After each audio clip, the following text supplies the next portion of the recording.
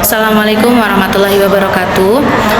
Innal hamdalillah nahmaduhu wa nasta'inuhu wa nastaghfiruh wa na'udzu billahi minasyururi anfusina wa min sayyiati a'malina may yahdihillahu fala mudhillalah wa may yudhlilhu fala hadiyalah. Asyhadu an la ilaha illallah wa asyhadu anna Muhammadan abduhu wa rasuluh la nabiyya ba'dah. Amma ba'du. Yang saya hormati Ibu Dr. Helna Nelis MPD selaku dosen pengampu mata kuliah sebagai dosen pengampu pengembangan kurikulum. Puji syukur kehadirat Allah Subhanahu wa taala yang telah memberikan kita semua banyak kenikmatan sehingga kita semua masih diberi kesehatan, bisa melakukan pelajaran baik secara online maupun offline. Kemudian sholawat serta salam semoga tetap tercurah limpahkan kepada baginda kita, suri tauladan kita, yakni Nabi Muhammad SAW yang telah membawa kita semua dari zaman jahiliyah menuju zaman Islamiyah, minadzulumati ilan nur. Baiklah, saya akan memaparkan penjelasan tentang prinsip-prinsip pengembangan kurikulum. Salah satu aspek yang berpengaruh secara signifikan terhadap keberhasilan pendidikan nasional adalah aspek kurikulum. Keberadaan kurikulum merupakan salah satu komponen yang memiliki peran strategis dalam sistem pendidikan. Indonesia merupakan salah satu negara yang mengalami perubahan dan pengembangan kurikulum. Terhitung, pemerintah pernah menjalankan pergantian kurikulum sebanyak 10 kali, dimulai dari kurikulum 1947, kemudian kurikulum 1952, kemudian kurikulum 1964, kemudian kurikulum 1968, kurikulum 1975, kurikulum 1984, kurikulum CBSA, kurikulum 1994, kurikulum 2004 KBK, kurikulum 2006 KTSP hingga kurikulum 2013. Akan tetapi berdasarkan hasil survei terbaru oleh Program for International Student Assessment PISA yang dirilis pada Desember 2019 menetapkan Indonesia di peringkat ke-72 dari 77 negara. Data ini menjadikan Indonesia berada di peringkat 6 terbawah, masih jauh di bawah negara-negara tetangga seperti Malaysia, kemudian Brunei Darussalam. Nah, survei PISA merupakan rujukan dalam menilai kualitas pendidikan di dunia. Kualitas pendidikan dunia berdasarkan kemampuan membaca, matematika, dan sains. Data di atas bukan merupakan sesuatu hal yang aneh dan mengejutkan. Pendapat ini didukung oleh Hamzah yang menyatakan bahwa kurikulum yang ada pada pendidikan sekolah masih mengalami stagnasi, kemudian statisi dan berorientasi pada materialis. Stagnasi terlihat dari adopsi dan replikasi kurikulum pendidikan sekolah. Nuansa hegemoni pada dunia pendidikan sekolah terasa mengental, bahkan menuju ke arah status quo kurikulum sekolah, kurikulum sekolah. Adanya hegemoni tersebut membuat pola pikir dan arah nalar pada pendidikan dan peserta didik terpasung dalam pendidikan yang menjerumuskan, bukannya pendidikan yang membebaskan. Dengan demikian, pengembangan kurikulum menjadi sebuah keharusan dan berlaku sepanjang hidup. Prinsip dalam pengembangan kurikulum harus mampu dievaluasi dan diterapkan sebagai usaha pembenahan guna mewujudkan tujuan pendidikan nasional yang telah dicita-citakan bersama. Secara etimologis, kurikulum berasal dari bahasa Yunani yaitu kurir, atau curir yang artinya pelari, dan curare yang berarti tempat berpacu. Jadi istilah kurikulum berasal dari dunia olahraga pada zaman Romawi kuno di Yunani, yang berarti jarak yang harus ditempuh oleh pelari dari garis start sampai finish. Dalam bahasa Arab, kata kurikulum yang biasa digunakan adalah manhaj, yang berarti jalan terang yang dilalui manusia pada berbagai bidang kehidupan. Kemudian adapun definisi menurut istilah sebagaimana yang dikemukakan oleh S.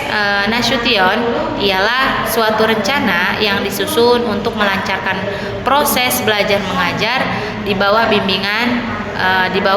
bimbingan dan tanggung jawab sekolah atau lembaga pendidikan beserta staf pengajaran. Sekolah atau lembaga pendidikan beserta staf pengajaran yang ada di sekolah. Sedangkan menurut Zainal Arifin, kurikulum merupakan salah satu alat untuk mencapai tujuan pendidikan, sekaligus merupakan pedoman dalam pelaksanaan pembelajaran pada semua jenis dan jenjang pendidikan. Dalam rangka mencapai tujuan pendidikan, kurikulum tidak bersifat statis. Kurikulum dapat diubah maupun dimodifikasi secara dinamis. Mengikuti arah perkembangan zaman. Nah, proses mengubah dan memodifikasi ini dinamakan proses pengembangan kurikulum.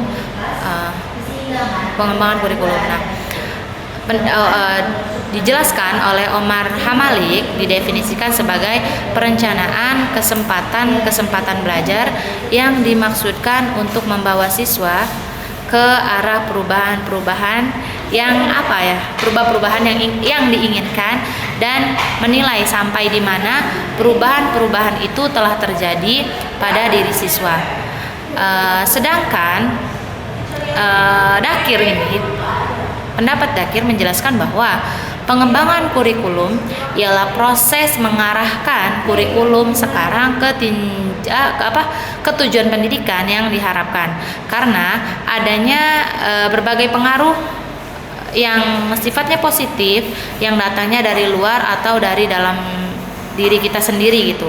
Nah, dengan harapan agar peserta didik dapat menghadapi masa depan yang ia bakal hadapi dengan baik.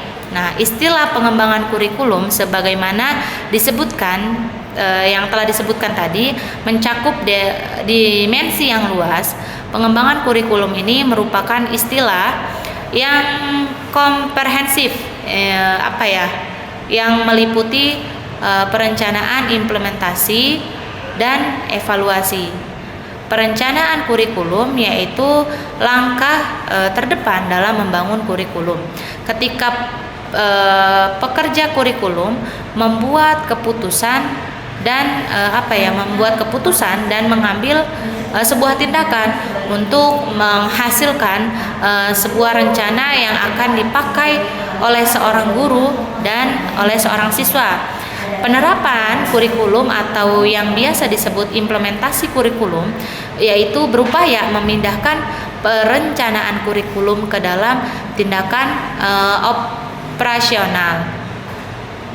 Kemudian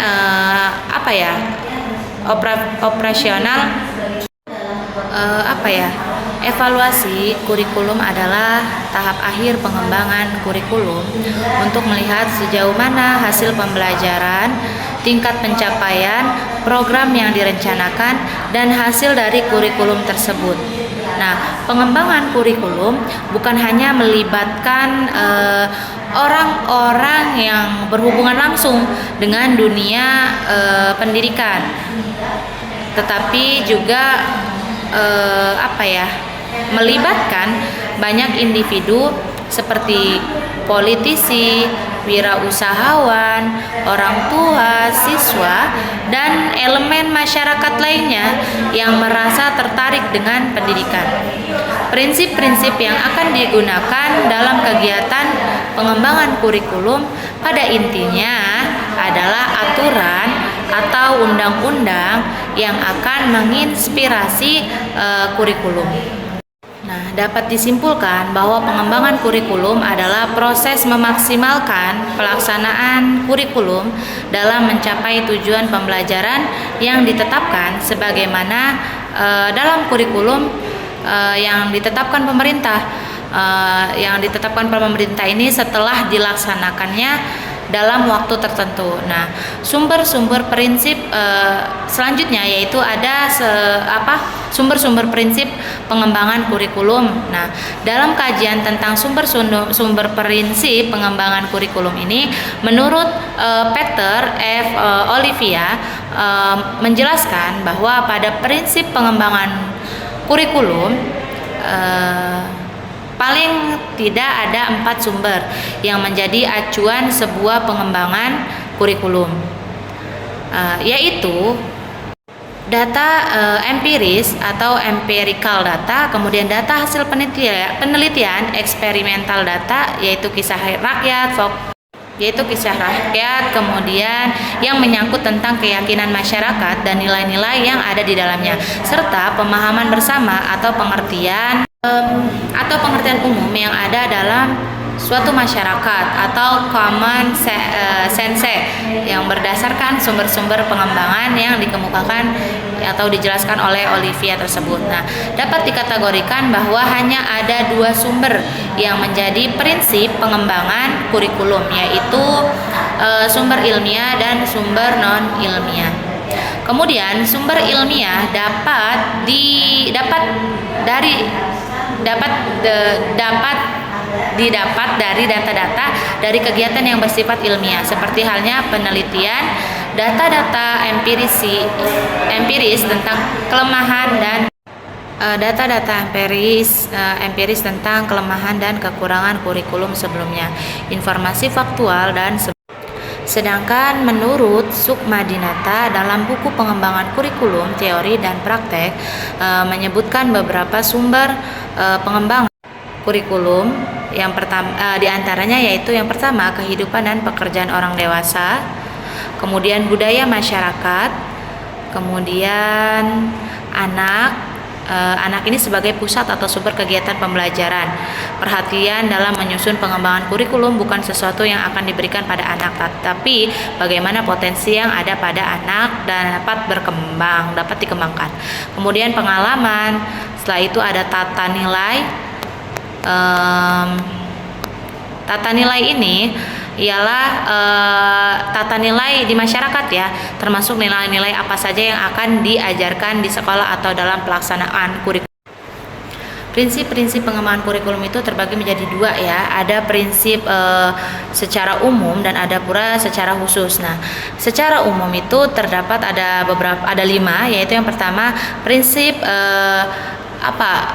Relevansi ini memiliki makna sesuai atau serasi. Jika mengacu pada prinsip relevansi, setidaknya kurikulum harus memperhatikan aspek internal dan eksternal. Jadi dalam prinsip relevansi ini ada eksternal, ada internal dan eksternal. Secara internal, kurikulum ini memiliki relevansi antara komponen kurikulum, tujuan, bahan, strategi, organisasi, dan evaluasi. Sedangkan secara eksternal, komponen itu memiliki relevansi dengan tuntutan sains teknologi, relevansi epistemologis, tuntutan dan potensi siswa atau relevansi psikologi, serta tuntutan dan kebutuhan pengembangan masyarakat, relevansi sosial. Prinsip fleksibilitas pengembangan kurikulum ini berupaya agar hasilnya fleksibel dalam implementasinya, memungkinkan penyesuaian berdasarkan situasi dan kondisi tempat dan waktu yang selalu berkembang, serta kemampuan dan latar belakang siswa. Peran kurikulum di sini sangat penting terhadap perkembangan siswa. Untuk prinsip fleksibel ini harus benar-benar diperhatikan sebagai penunjang untuk meningkatkan mutu. Selanjutnya yaitu ada prinsip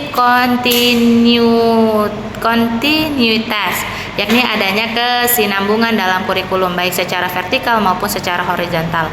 Pengalaman belajar yang disediakan kurikulum harus memperhatikan kesinambungan baik yang di dalam tingkat kelas, antar jenjang pendidikan maupun antar jenjang pendidikan dan jenis pekerjaan.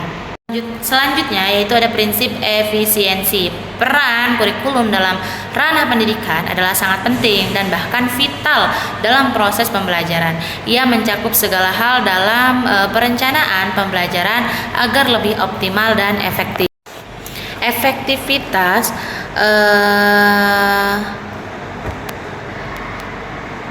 selanjutnya yaitu prinsip efektivitas. Mengembangkan sebuah kurikulum pendidikan perlu mempertimbangkan prinsip efektivitas. Yang dimaksud dengan efektivitas di sini adalah sejauh mana rencana program pembelajaran dicapai atau diimplementasikan dalam prinsip ini dalam kehidupan dunia pendidikan gitu ya. Nah, prinsip ini ada dua aspek yang perlu diperhatikan, yaitu efektivitas mengajar guru dan efektivitas belajar siswa. Selanjutnya ada prinsip kurikulum secara khusus. Nah, sebagaimana dikemukakan oleh Sukma Dinata, yaitu mencakup 5 hal, yakni prinsip penentuan tujuan pendidikan, pemilihan isi pendidikan, pemilihan proses belajar mengajar, pemilihan media dan alat pengajaran, serta berkenaan dengan penilaian. Nah, adapun penjabarannya penjelasannya yaitu sebagai berikut. Yang pertama yaitu ada prinsip penentuan tujuan pendidikan prinsip. Tujuan pendidikan prinsip, kemudian pemilihan isi pendidikan atau kurikulum. Nah, prinsip memilih proses belajar mengajar, kemudian prinsip memelihara media dan alat pengajaran, kemudian prinsip berkenaan dengan penilaian. Jadi prinsip kurikulum itu dibagi menjadi dua, yaitu ada secara umum dan secara khusus yang tadi sudah dijelaskan. Mungkin cukup sekian penjelasan saya tentang prinsip-prinsip pengembangan kurikulum yang tadi sudah dijelaskan. Kurang dan lebihnya mohon maaf. Bila ada kata-kata saya mohon dimaafkan. Terima kasih. Wassalamualaikum warahmatullahi wabarakatuh.